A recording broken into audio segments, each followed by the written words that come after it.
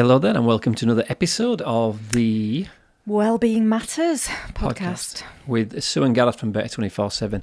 Hope you're all well. Today, we're going to talk about something which I think is really important, time management. It sounds really interesting as well. Well, we've got to make it interesting, so that's our challenge, because I think it's one of those things that we hear mentioned a lot, especially around work and our sort of professional time, but we don't always consider time management in our personal time. When I hear the word time management, I kind of go, la, la, la, la, la. I once got a book on time management. It's the most boring thing I've ever read. It really was. And I think there's certain people that are just not into managing time well. So this is a challenge to make it interesting. That is the challenge. As well as informative. But I think it does play a big part in somebody's overall well-being not to be stressed out because everything's getting on top of them with time. And it's probably one of those things that actually, I believe, we're in more control of than we actually think we are. The more time you have, I think the more sometimes you waste. It's great when you're busy because you're quite structured, because if you've got 10 things to do in a day, quite structured going through them. If you've got one thing, you can end up doing that one thing and then the rest of the day just disappears. Well, you drift, and I think what you have to do can sometimes fit into the time you give it. There's something I remember when I ran my business that was a warehousing business. No matter how big your warehouse was, your stuff spread out, you fitted in. So you could have a really tiny warehouse and you get a bigger warehouse now. I've got a lot more space. Then actually after a few weeks you think, I've no more space, I've just got more clutter. Do you know goldfish grow to their environment? Really? That's why when you put them in them round bowls, They only stay so big. they only stay small. And if you move them to a bigger pond, they grow bigger. Well, I think time's like that. And I think you tend to fit your day or your time into the day or the time available to you. There's a couple of things I think that are important we talk about today around time management to make it interesting. And the first thing I think that's important is there's certainly one word we can use that can affect our time management in a great way. It's a very simple word. It's a 2-letter word. If we say it more often, we tend to be able to manage our time more effectively. The word is no. Say no more often. I found that when I started saying no more often, that's allowed me to have a lot better control of my time. I don't think I've ever heard you say no. I don't say no to you. You don't think you say no to anybody? I say no to a lot more stuff these days, especially things that I think probably can be put off or are not that necessary. So time management is something that I do think has a big impact on our well-being. I find a lot of people get stressed out, they just don't seem to have enough time, and they allow that then to sort of make them feel quite stressed and ill. So I think anything you're looking at in your life that reduces the stress you feel under is going to make you perform better. That's interesting saying the word no, because as you know, this morning I've dashed round to my mother's house. She's away for quite a long time and she asked me to keep an eye on the house and turn the car over. So I've had to find time today, which I could have done without. I dashed down there and the keys she's given me, which she got cut, don't work. So what have you done? You have to break in? No, I looked through the windows and it looked all right, but I can't move a post and I can't move the car because the keys for the car are inside the house. So I'm going to have to try and find out who else has got a set of keys, and that's just something else that I've got to do that I didn't expect to do. But again, that's part of life, and part of, I think, effectively dealing with things that come up is an important part of keeping our well-being right. Interestingly, we talked about this in our when we do talking about our program. One of the pillars, if you like, one of the important aspects of having good well-being is to be able to effectively deal with change, and I think that can also involve change on a short-term basis, like something changed in your day. You know what I'm like, because I like to have a lot of things planned out, especially when we go out anywhere to eat. You look at the menu, you find out where it is, you put it in Google Maps, you recce it, you drive there and drive back. Not always, but there's an element of preparation we can put in to avoid the time management issue. So when I go to a restaurant, I tend to like to know where it is so I don't get there late, because whether it's a meeting or whether it's a restaurant reservation or anything I'm going to, I don't like getting there late, because that puts me under pressure, because I find being late is something I don't like being. If I'm 5 or 10 minutes late to anything, I feel uncomfortable, because again, what have I done? I've made the time shorter that I should have had. If I was supposed to be there at a certain time and I'm 10 minutes late, that's 10 minutes less. And again, although it's not much, or it might not be much, it's a pressure. I think you've become really effective recently at managing your time. Well, this afternoon, for example, the reason that I chose to go to my mum's is because I was also delivering a birthday card in the same area. Excuse me.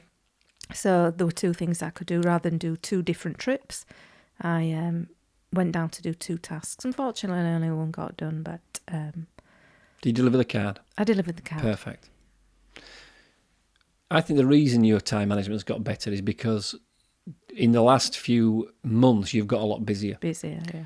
And your work is the kind of work, because you're doing a lot of kind of yoga and meditation classes. I can't be late. Plus you're not in the same place. No. So one of your kind of challenges is to travel effectively between the two areas. Some of that stuff you can control, like allowing yourself time. So let's say you've got a 30-minute journey, you can allow yourself that 30-minute journey, but you can't control traffic, the weather, anything like that. And you've had a couple of times recently where that's kind of bitten you a bit, really. Especially yeah, and I sit on the motorway like stressed up to eyeballs, going to a meditation class because there's roadworks or hurricanes. Right, let's just make sure. When was the last hurricane in Wakefield? Right, can you remember last Monday? Yeah. When what do you call a hurricane? It wasn't a tornado, one of them things that spins round, but really strong winds that move the car into about. Perspective, so it was a bit windy. It moved the car, and it was raining as well. Okay, so this hurricane, so that affected you. It was a hurricane. I wanted to kind of see if we could come up with maybe 3 things each, tips for managing time. Because I've got to say now, I believe I manage my time reasonably well, a lot better than I used to do. I think there's still work to do on it. But I think that we've learned some things certainly in our personal life, that I think have made us much more effective time managers.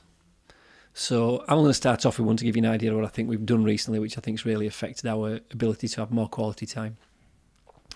The one thing we've started to do is we started to prepare food in batches. We've started to batch cook. Yes. So we started to recognise there's certain foods we enjoy, and instead of just making 2 portions, we generally make 8. Yeah. So that time in the kitchen, which you've got to spend cooking, if you cook something in portions of 8, as opposed to portions of 2, it doesn't take you 8 times longer, does it? No. Maybe adds an extra 10 or 15 minutes. So by us managing our time well when we're cooking and batch cooking, it's allowed us to sometimes have the ability to win some time back when we are busy by just getting some out of the freezer. Generally one of our wonderful aubergine curries. Or vegan chilli tonight. Vegan chilli I don't know why I tonight. call it vegan chilli. We keep using the V word. Yeah, trying not to. Let's not use the V word. Yeah. Well, my ultimate chilli. That's a better word. And it is a good chilli. Although, we went out this weekend to your daughter's on Sunday, and she made one of that, blew yours out of the water, baby. just said, I mean, yours is good. But when I tasted it, I thought, oh, this is good. And it was the same recipe. So, But you've learned a tip. So hopefully tonight's will be equally delicious as it was on Sunday. So that's one thing I think we've done reasonably well. Mm-hmm. We start to batch cook. That helps us with this time management, because when we're short of time, we've got something to eat. So can you think of something else we've done in our personal or professional life that's allowed us to be more effective with our time? Well, the thing that works for me is the good old alarm clock on the morning. Left to my own devices. If I wake up half an hour after I wanted to wake up, it throws me out for the whole day. So putting the alarm clock on. As much as we might, love them or hate them, it does work. Do you think there's something in this? Because I've recognised when we say we're going to wake up at a certain time, even though we set the alarm, I'm generally waking up just before the alarm goes off. Generally, not this morning though. I was awake as your alarm went off. Oh, I wasn't. I was in the land of nod. Well, you were in the land of nod for quite some time, because I thought it started to go off to the alarm, and I thought, I'm just going to let this ring so it wakes you. It's because I was thinking, where is it? Where is it? It's somewhere around here. And then I pressed snooze without realising.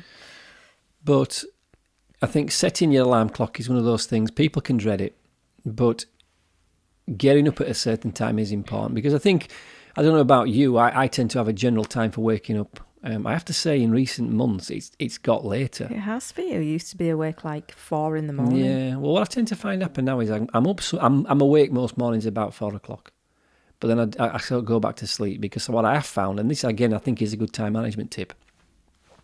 When I was getting up at 4 o'clock, I was tending to have a couple of hours kind of downstairs in my own space, just kind of not doing dumb shit, but just kind of relaxing and coming round. And what I found is by getting up early, then by 2 or 3 o'clock in the afternoon, I was quite tired. I needed Is it a nana nap? A nana nap. And I wanted to avoid them. So I realised if I stayed in bed that a little bit longer, so instead of 4:30, I got up near kind of 6:30, it means I didn't need that nap in the afternoon, which made me more effective. So again, I think that's a way of managing your time effective, that you get enough sleep. Because if you're going to find getting up early doesn't work for you in the afternoon or early evening, you have to question whether extra in the morning is a good investment. So for me at the moment, I think it is.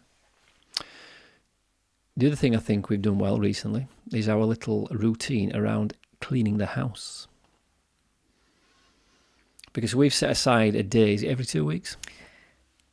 Either a Saturday or a Sunday. Every 2 weeks. Every 2 weeks. To tidy our environment. Clean up. Change the bedding. Now again, if you're listening to this and it's more businessy stuff you're interested in related to business, I think whether you've got an office or whether you live at home, your environment is your environment. Whatever you spend your time in is your environment. Having that space and that environment clean and tidy is very important. So we used to find that if we left the cleaning of the environment, our home environment, for sort of 4 to 6 to 8 weeks, it became a big job, didn't it? Never left it that No, long. but we did used to sometimes be a month. Yeah, your stuff starts to Expand. It starts to bear down on you, and you kind of like can't find anything, and it becomes quite overwhelming. I know you might think I'm a bit dramatic, but if we leave it, say, 3 weeks, which we have done occasionally, I get beside myself. The house is eating me up. I can't concentrate. I can't focus. So it takes us, doesn't it, about 3 hours? Yep. So we get up about 9. By about 11 o'clock, 12 o'clock, we finished. Now, doing little jobs and keeping on top of them is another good way of managing your time. Because something that takes 5 minutes, if you leave it for any length of time, it doesn't start to take 5, 10, 15. It starts to exponentially get bigger. So the job to tidy up, if you're not careful, becomes huge and overwhelming. But by doing little bits more often. So at the moment, we always have a house which the environment now is very supportive to relaxing, which is what we intended our home to be. Even the office. I mean, although people they can't see most of it. But we are on YouTube again. So a little wave to the YouTube crew. So if you want to watch your podcast on YouTube or see us, we're on there. Check out Better 24/7. Search for us and you'll see us podcast episodes on there. But the office is reasonably tidy as well. I'm trying to keep on top of that. So again, taking some time to do them little jobs instead of leaving them and letting them build up can affect how you manage your time, because you've got more time to do the stuff you really want to do. I wonder how many people that are listening, whether it's on the podcast or YouTube, do that thing. And I know a lot of people do it when they don't put things in the dishwasher, they put them on the top of the unit above the dishwasher, in the vicinity of. Now, you know that I do that, so that's a slightly unfair thing to say. I think it's quite common. It is quite common. I don't know why I do it, but I'm mindful of it. I'm trying not to do it. You've got to remember that my kind of ability to anything around the house 2 or 3 years ago was non-existent. Very true. And in the last 2 or 3 years, it's got better. So again, what we talk about in our work, and if people work with us, it's not about changing something overnight and becoming perfect. It's about getting into the process overnight of getting better. Little bits every day, every week, every month, every year. So I think I'm not so bad at it. But every now and again, I have to say, I do get to the stage where I think, oh, she's going to say something here. It's like a glass can be on the coffee table, and sometimes then it moves to the dining table, and then eventually it moves into the kitchen on the top of the unit. I don't know why I do that.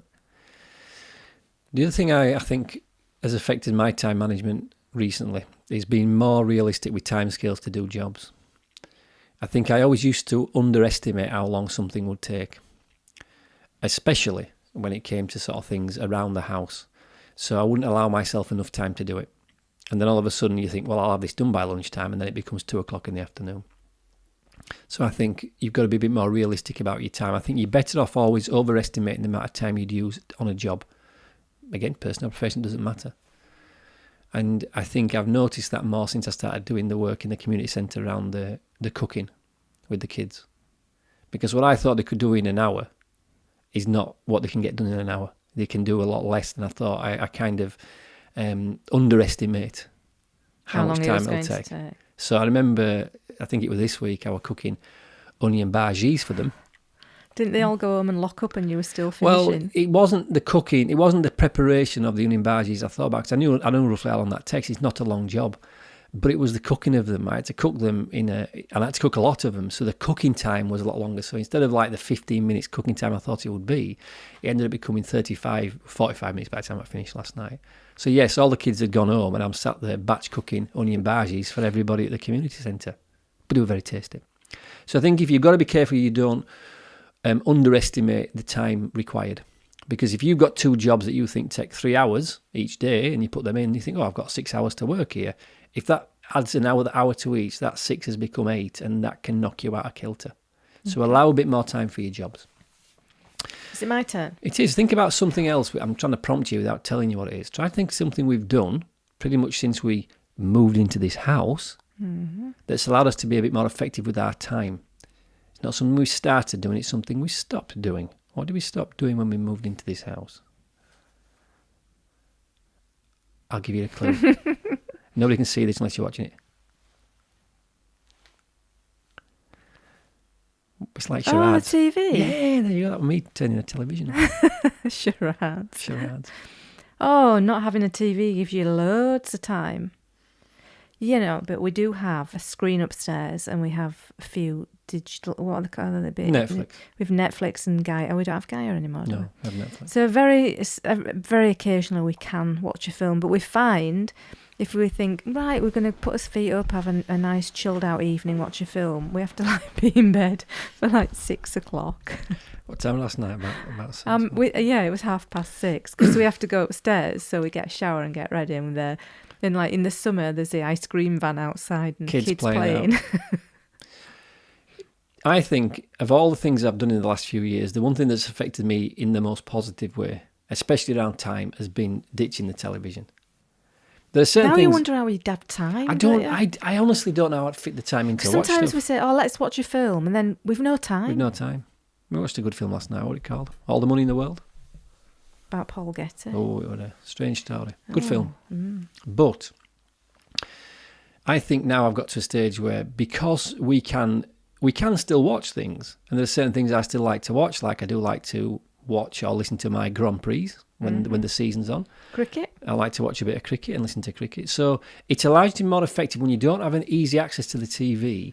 You can still, because we've got Netflix, watch something. So you still have some entertainment if you want a leisurely evening.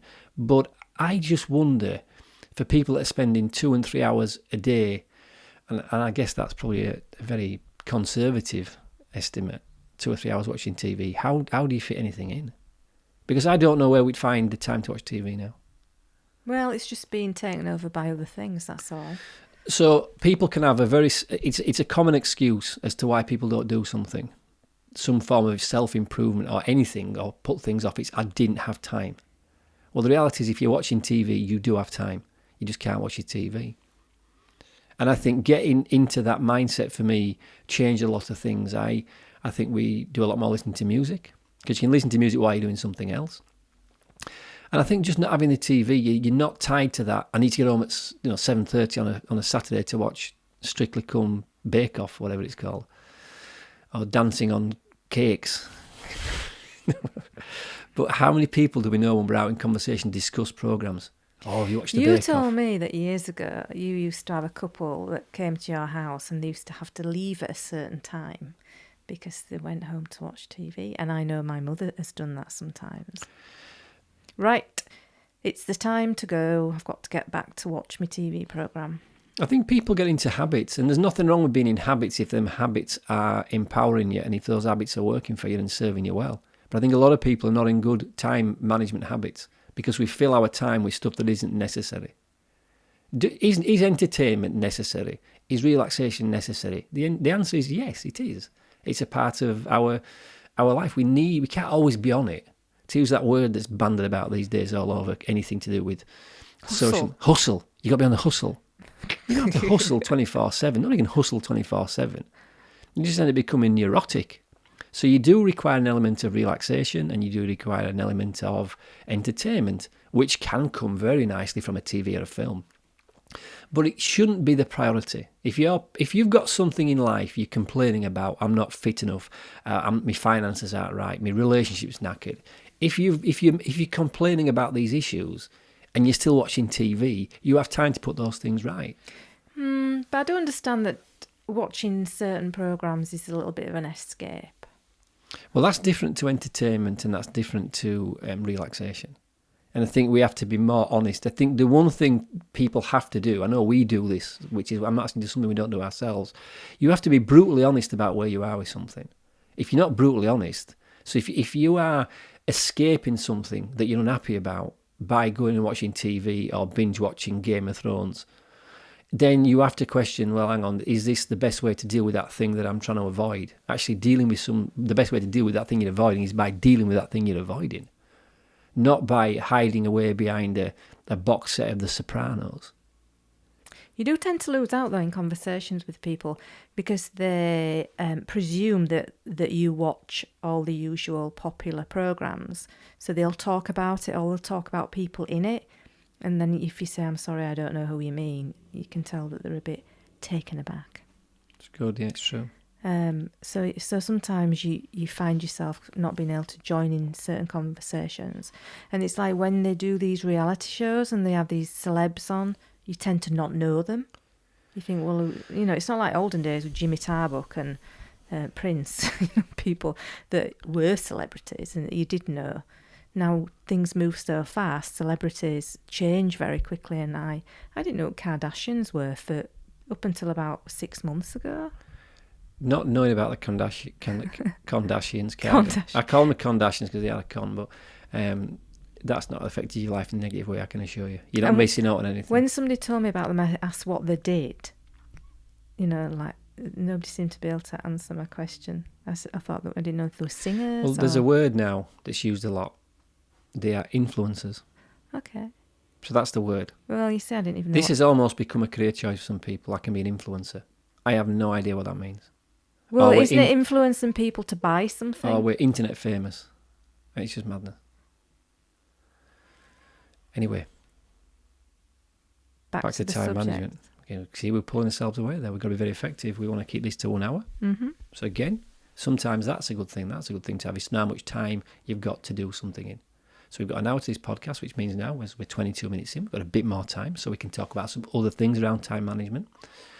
The other reason I think you've become more effective recently is because you know what you're doing ahead of time and you plan before you go and do your classes.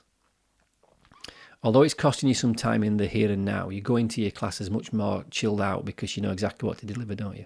Yeah. So preparation, good preparation prior to doing something can massively help you with your time management because you do it effectively then, don't you? Yeah, I usually have a couple of hours at the weekend. I mean, we have shopping lists to write for cooking lessons and I have class plans to do for meditation and yoga. And sometimes I will cover for somebody in a class. So I've started getting folders. This is what like normal people do. I've got a folder and it'll say yoga and the class. So I know what I've done and what I'm going to do, and it sort of refreshes me. Especially with a new class where like it's a new set of people. If it's a course, like an 8-week course, I have more of a structure to the 8 weeks. So I make sure that that's done really the week before. So the weekend, because these are busy Monday and Tuesday classes. So on the Sunday, I'm not fretting about it or thinking I need to get home. I've got this to do, that to do. I tend to do it the week before. And then, of course, once it's written and it's done, I can easily transfer it to another class, another group of people. Yeah, and I think certainly something I've noticed with doing the work with, because I've got this little class on a Monday where I deal with the kids in a school. By thinking about what you're going to do ahead of time, you do go there feeling confident to think, will this now fit in? I know how much time I've got to work with. I know roughly how long something will take.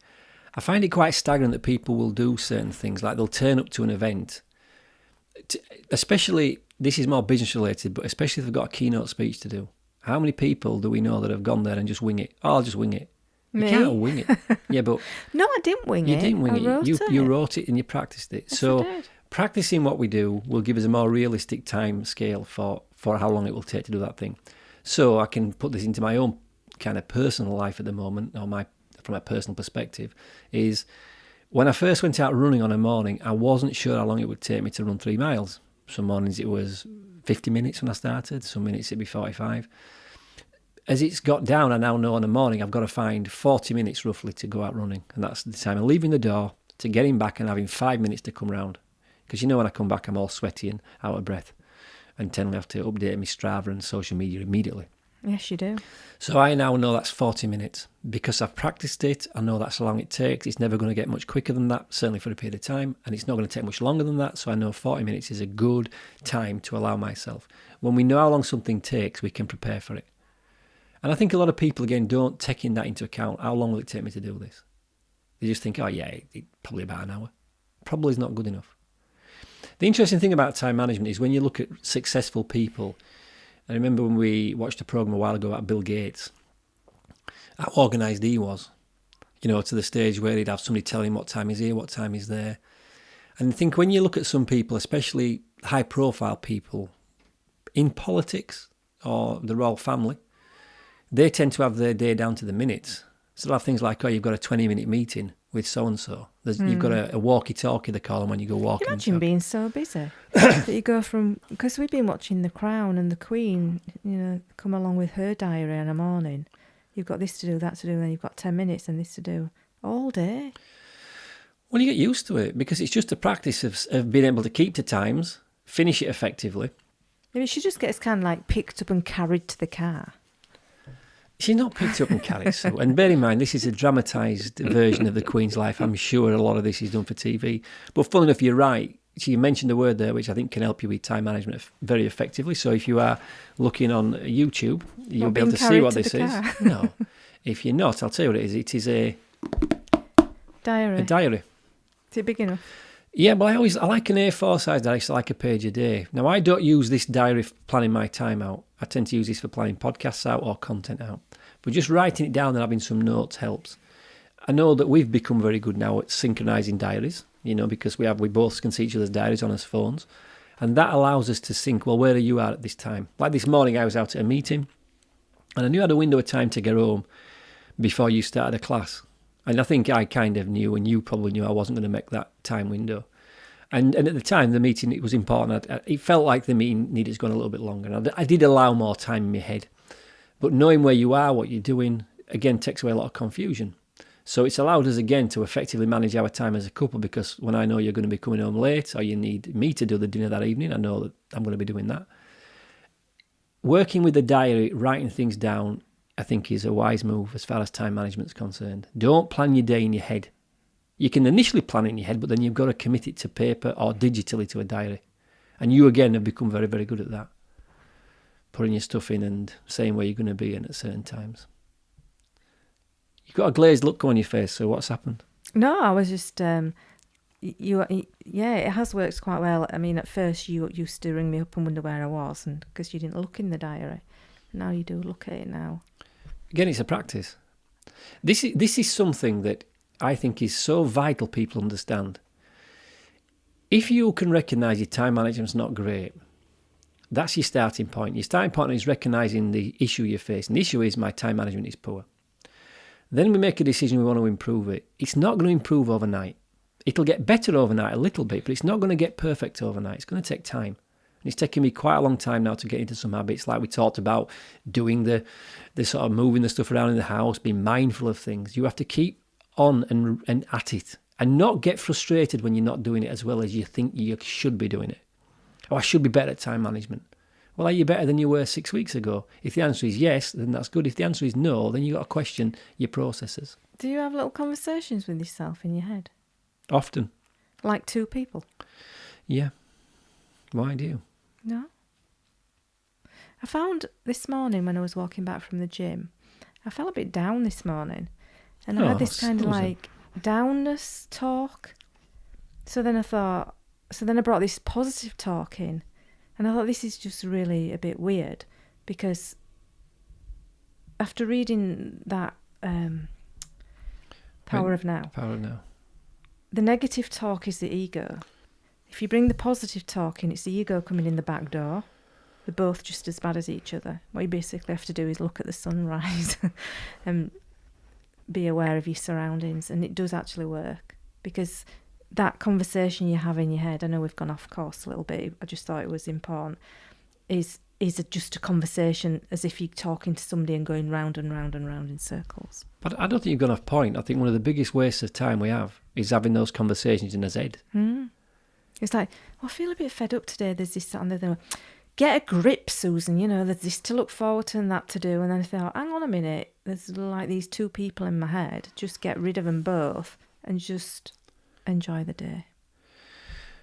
People spend a lot of time fretting, worrying, being stressed about something which is imaginary. And I mean, this could make a whole podcast. In fact, we should do a podcast on that about worry, because I think it's a big deal with a lot of people. Because people generally worry about things that will never happen. And a lot of the stuff that does happen, we never saw it coming anyway. It kind of blindsides us one Wednesday afternoon. Oh, didn't see that happening. Talking of which, one of the Monty Python guys has died today. Who? Terry Jones, is that his name? Ah. I know, I was just thinking that how... so who was the other one that died years ago? Eric Idle? Yeah, I think it might have been. Monty Python star Terry Jones has died at the age of 77. The reason I'm saying that is, when I think about the stuff that's happened in my life that I suppose was significant, it's always... The biggest thing by far, I think, that rocks us is when somebody dies. And I remember when my dad died, it's like I'm laid in bed on one Sunday morning reading a book, and then a phone call, your dad's died. So I didn't worry about that because I didn't know it was going to happen. So a lot of the stuff that we really have to tackle and deal with, that we could worry about, never really happens. When it does happen, you're actually not going to worry about it because you have to handle it. So I didn't sit in bed for another minute worrying, okay, action, what to do? Let's go across, see me mother, blah, blah, blah. You could put it in your diary. You could put 5 minutes worry time. 5 minutes worry Just time. worry for 5 minutes and then that's it. Like that song. You could change it, couldn't you? Which? Instead of don't worry, be happy. Don't be happy, just worry.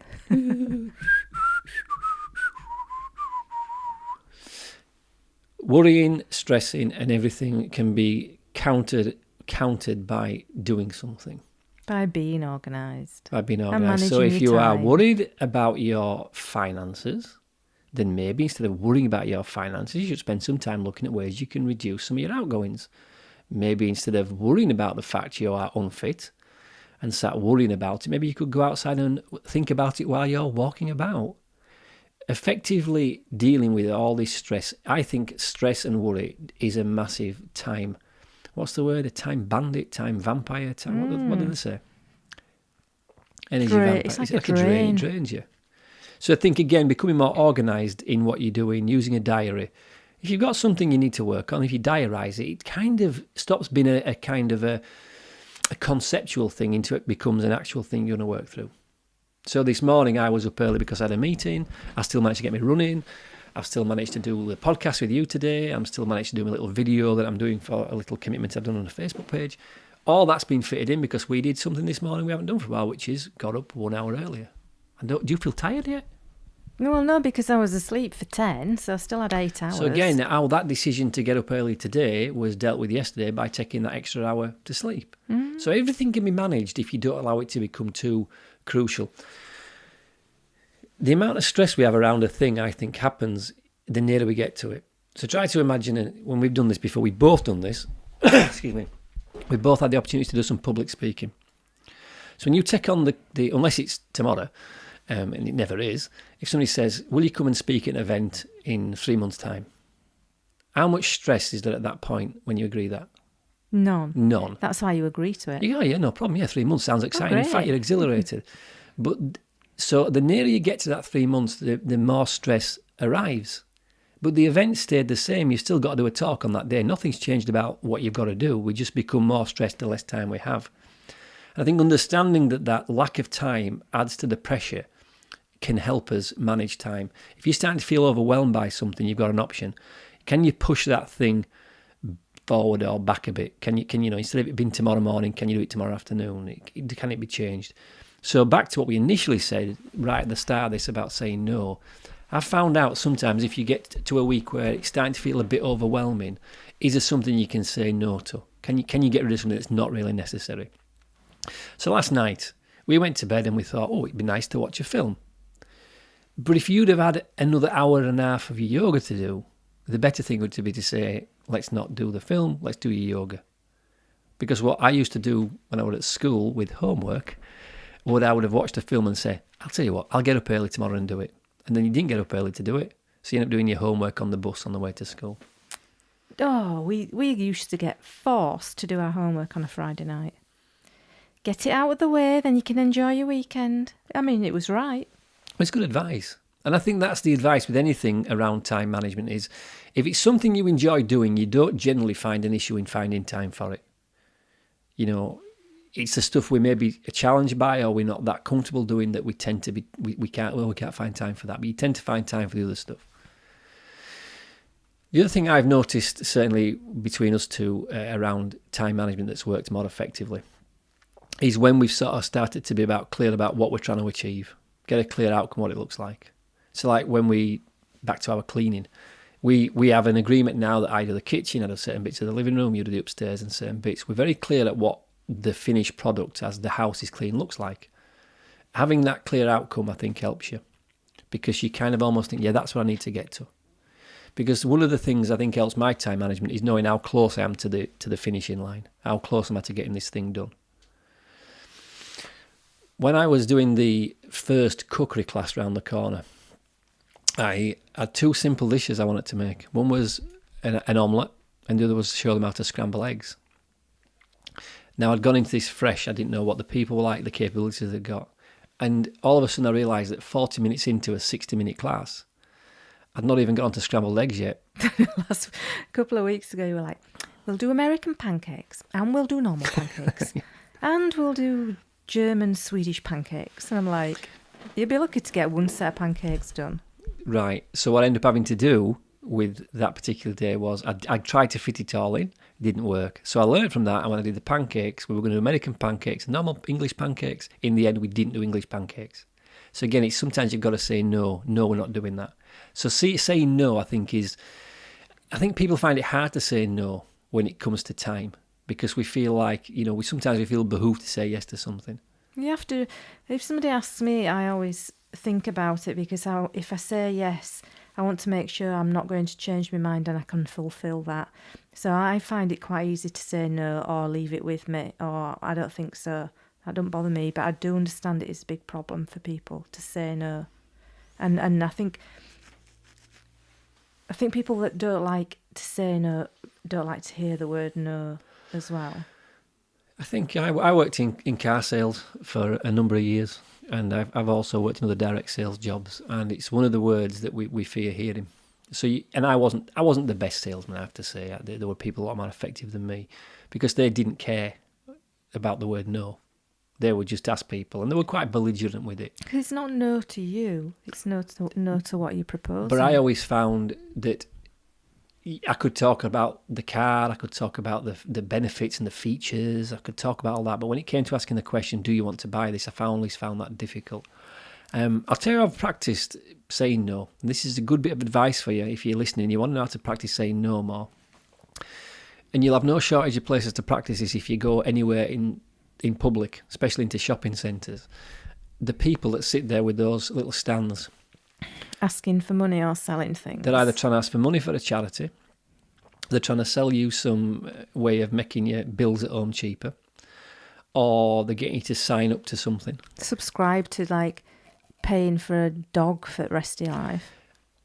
Where all these things are good and noble on some level, I've started to say no a lot more effectively.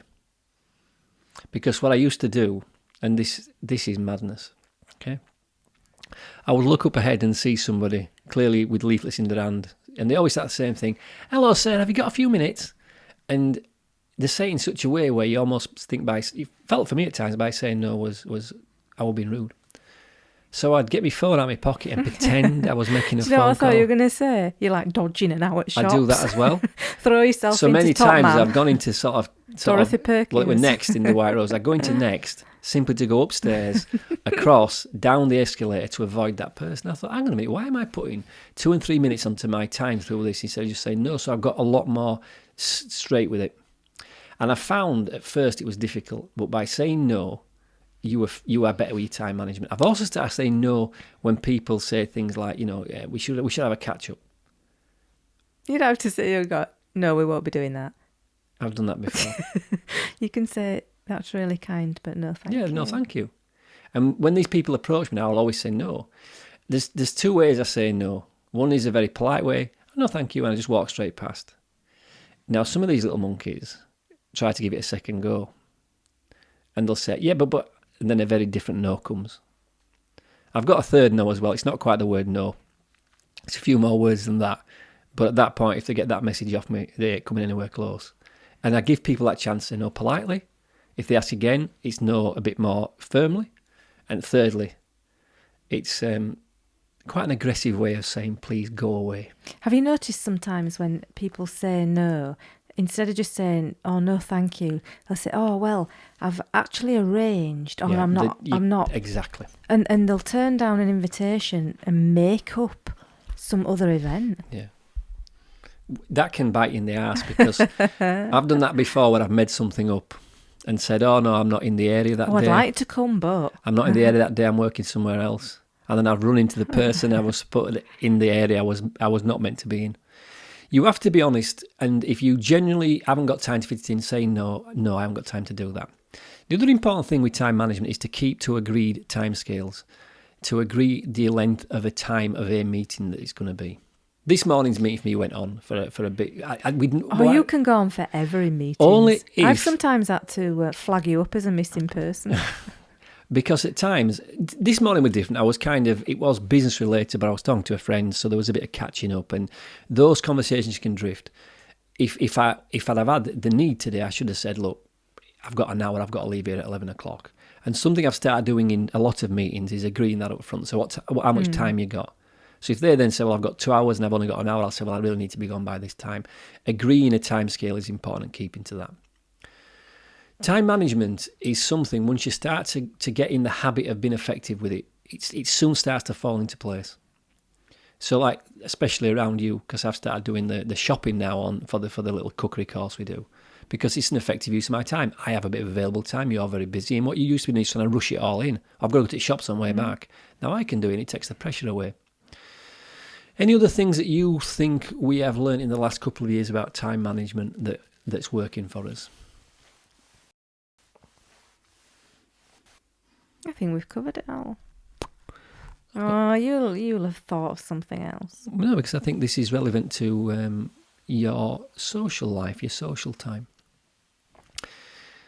I think when we've started to go on holiday in the last few years, you've managed to organise the time on holiday really effectively. Planning what time we're going, where we're going, what we're going to do. Oh, you make me sound really boring. No, it's not boring. And again, we've got to be careful. I'm trying to wonder now whether we've kept to keeping this more interesting than it should have been, or is it still boring time management? Whether it's boring or not, it's necessary. We've done our best. We've done our best. It is a strange subject. It can be a boring subject. The reality is, when we go on holiday now, we tend to have more of a plan for the holiday. A loose plan. A loose plan, but again, a loose plan's a loose plan. This on that day, going here and going there. So the one thing that you have done recently when we've gone away and we've left the country, which means we've got on an aeroplane, you tend to book early morning flights. Yes. And the one thing you start to do, which I think is a great way to take any time pressure off you and time management issues off you for getting to the airport on time, is actually spend the night before at the airport. And that's not just you sat in departure lounge. No. At some hotel close by, But all the hotels, you can walk to the terminal. I've missed too many flights on that busy M62, which is a big road up north, because of some car accident or something, especially early in the morning. I've missed a couple of flights, so it is in my mind. And it extends your holiday. I think that's the one thing you've sold it to me as, which I like. We went to the hotel, didn't we? We took a little picnic. We got like a Marks and Spencer food. What are you doing this with your fingers for? A little picnic. You're getting a bit sort of, can women get camp? There's a lot of campiness going on there. And then we lay in bed and we watch TV, because we don't do it at home. We flick around channels. We watched Country File. We did. Which was really nice. We occasionally have watched a bit of that QVC. You made me watch QVC. This is I didn't why know what QVC was. The reason I like to do that in a hotel is, firstly, they've got a TV and it's available. Secondly, it tells us it shows us we're actually missing nothing. But you said you used to be sat there with your credit card. QVC. You used to say, ooh, that's a good idea. Look at that. It's a garden hose that rolls up into the size of a bag of socks. And it'll stretch all the way down your garden. And it got a bigger fan of, So how do you buy it? You go online, you dial your numbers in. Yeah. And then you put your address in, and then you put your credit card in. And then you do it on your phone? When I used to watch QVC. It wasn't available on your phone. So did you used to have your laptop at side here? Sometimes. That's Suddenly you really can press a fascinating. button, because it used to be tied on your telly, so you press the red button. You know, Did you buy stuff you didn't really want? Yeah. Sometimes I mention something, you say, I think I've got one of those in a garage. Well, that's somewhere. interesting, something there. I mean, you started off as a bit of a joke then, having a slight go at me about watching QVC, but that's actually something else I think I've managed my time well with this last few months, is using online shopping. I used to have this thing about need to have that thing straight away. Remember when you once accidentally bought a really expensive watch? Oh, yeah. Was it like that one tap thing then just I come out? I pressed one tap. You're so, like, I did want it, but I ended up... I was always nervous when it first started, Amazon, about buying something above a certain amount of money. I thought, well, if I spent 50 quid on it and it goes missing, I'm not going to cry too much. But this watch were 400 notes. Might be a bit more, actually. In fact, I know exactly. It's a £500 watch. In fact, it's the one I've got on now. It's a Garmin Phoenix. But like you like to spend days looking, you research it. I like to go somewhere. Is it that one? I like to go somewhere, see it, pick it up and take it home. But you brushed over your phone. So I just were looking at it on my phone. I thought, it's that much. And I meant to, I don't know why, I sort of swiped across my phone and I realised I'd one step purchased it. So this thing will come into whether I liked it or not. In the end, it was a great watch and I'm glad I did. But I used to waste a lot of time trying to rush something. So what I'd do is I'd get so into wanting something. So let's say, I'll tell you an example. Looking at it, the camera. I could have bought that camera online and had it delivered 2 days later. You got in your car I took it and drove somewhere like Sheffield. York. To get it. It was York, actually, for some of this equipment. Instead of saying, actually, it's just okay to wait 2 days. Because understanding that sometimes doing things quicker is not actually more effective, actually wastes time. Because it's not... you might have to send it back, it might not be right. So me getting into my car, using all that resource, that time to drive somewhere, to pick it up, to bring it back, it's not really what you need to do. I see something online now, I'll have that. So the last bit of equipment I've got, it's nothing to do with cameras or sound, it's me walking equipment. So I bought some shoes, walking shoes, and I've got a walking jacket. I got that just by doing it online. And I've now faith in leaving that process, allowing myself a bit more patience for the thing to come maybe 2 days later than I could have gone and got it. But it saves me a lot of time. Good effective use of time is online shopping. My son-in-law drove down to Brighton to pick up his wedding cake. He had to have an overnight stop. I mean, it has to be a bloody good wedding cake to drive to Brighton. It was quite good. Could you imagine, right, picking that cake up in Brighton? They had to drive back Getting and it was about all the way to Garforth. 100 degrees. Getting all the way to Garforth. You're pulling round the corner into your house and somebody steps out in front of you. You anchor on and cake's all over the window. That one, it was funny, but it wasn't an effective use of time. Anything like time management, like getting into shape physically, like looking after your finances, like organising your home, all these things are things you've got to be mindful of and look to improve. Don't want to become an effective and a wonderful time management overnight. We're better at it now than we were 12 or 18 months ago, but there's still a lot we could be doing. There's still times I think we waste and things we don't do effectively enough. But I don't beat ourselves up about that anymore, because as well as worrying and as well as kind of being stressed, regret and kind of putting stuff over in the back of your head how you could have, should have, would have done it, that wastes time as well. You said something this morning, or you said you were out this morning, you had that kind of conversation yourself about worry. Did you worry when you're in the gym pushing weights? No. You don't have a conversation when you're doing something. Generally, when you're doing another task, you don't have time to think about something else. I read something the other day, or did I listen to it? I might have listened to it. If your mind starts to play games with you and it starts, this isn't quite time management, it's a good tip if you are worrying about something. Excuse me, every time I come on this podcast, I get a bit of a tickle throat. No, notice you swallow a lot. I think it's this microphone. I think I shouldn't be licking it as much. Lick that microphone, lad. Right. If you're worrying about something, so let's say you're overwhelmed. Are we moving off the subject now? This is relevant to it. Let's say, because we talked about how if you worry about something or you're stressed, takes your time. It takes your time. Yeah. You've got to speak out, because you can't think and speak at the same time. You should think first, then speak. Not a lot of people do this. Sometimes, especially people in political office, they tend to speak first, think later. But if you've got some worry, speak out against that. So if you start to think, I don't feel good today, just by saying verbally out loud, you know what, I feel fantastic today. Today's going to be a cracking day. Straight away, by saying it, you can't think that negative thought. So that's a little bonus tip today, as well as time management, is if you're worrying about something, just speak it out. And it'll stop you thinking straight away. Change your state straight away. Right, let's try to drag all this together into sort of the 3 top tips for managing time. Firstly, let's start with this. It wasn't the first thing we mentioned, but using a diary effectively is a really good way to manage your time. If you've got something to do, write that shit down.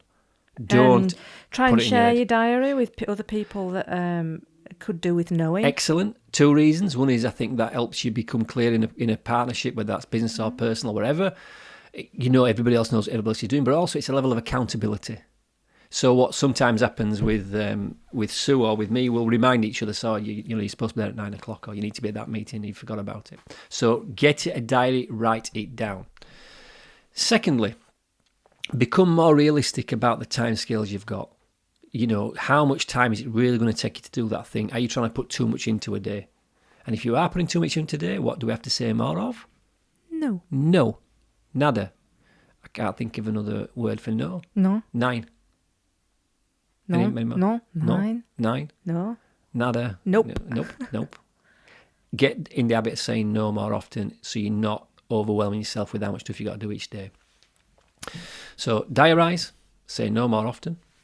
And I think the third thing with your time management is just be in a position where you start to focus more on time you're not using effectively. So start to look at the time you're watching TV, the time you might be scrolling through Facebook, the amount of time you might be sat there, even reading books and things like that. If they're not personal development books or things like that, don't waste time on doing stuff that's drifting. So if you want a way to find another hour every single day and you're watching TV, you can find that hour in that.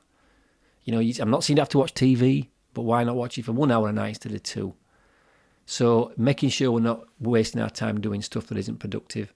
Yes, we need to be entertained. Yes, we need to be relaxed. But actually, I think if you do watch TV and you are saying you're a bit time poor, there's a lot of that time available you're looking for within those programs.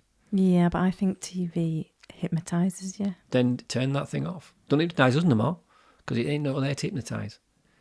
No, some of these things sound straightforward. Oh, I've got to get a diary, write it down. Oh, don't take too much on, then say no more and stop watching TV. Anybody can do that. It's not difficult. Well, clearly it is. It's not difficult, and I think now we have to be a little bit more, not aggressive with it. We have to be more assertive with ourselves. Actually, you have got time, because there'll be some stuff you don't need to be doing. We say no. You've got some stuff you're probably doing, wasting time on, you could use more effectively. And because you're not writing it down, you're having to think about it. That's a bad practice. So write the stuff down in your diary. Say no more often. Put your alarm clock on. If you need to. Don't waste a lot of time doing dumb shit like watching TV, scrolling through Facebook, and you'll find your time management will start to improve. Look at that, bang on 52 minutes. So our time management, this is pretty good. Excellent. What's the rest of the day going in store for you, Sue? I'm covering a yoga class later tonight in a gym. It's quite funny, really. Did I tell you last week? It's quite a nice studio, and you go in there and you put your music on, and everybody comes in and they're chilled out. But just outside, there's a really wide balcony. It's up a couple of flights, and they have spin bikes.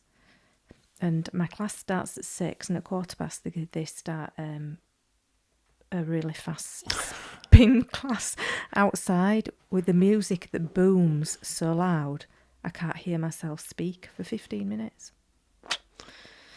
I don't know where people go, actually. Poor time management, that. Well, why can't they just move it around? Move the spin class back an hour, put that forward, could have I done have it. no idea. Well, I'm going to watch EastEnders. I've never known you to watch I'm not going to watch EastEnders. EastEnders. Do you know what? I used to watch EastEnders. Do you know when I last watched it? What? The fateful, was it Christmas Day where Ange and Dirty Den split up? 1983, wasn't it? That's the last time I watched it. I used to watch soap operas. It was like when I was an older teenager, a young adult, and I'd got absolutely nothing else to do apart from go to work and come home tired. I didn't need to watch soap operas because at certain times my life was one. I've got my son this afternoon. I've got to get George. Why did that tie in with soap operas? See, I was thinking about it. Like sometimes it was like a soap opera. Anyway, George. At the end of the day, when I go home, all I can hear was boom, boom, boom, boom, boom, boom, boom. How are your day going? So yeah, I can get my son today. I haven't seen him for a couple of weeks. He's been away skiing, so I'm going to learn all about that. And again, I've had so much time to be with him. And I have to be paired when I'm with our George to use that word no very often, especially when it's come to Dad, can I have some money? Or Dad, can I have this? No. So I got an hour with him this afternoon. So great podcast. Enjoyed that. You enjoy that? Yeah. And if you've enjoyed listening to it, why not give us a subscribe, and then you'll get a little notification when we put new episodes on. If you have any questions or any comments on time management, let us know through the website, better20%.com. There's a contact us page there. And until the next podcast, manage your time well and take care. Bye-bye.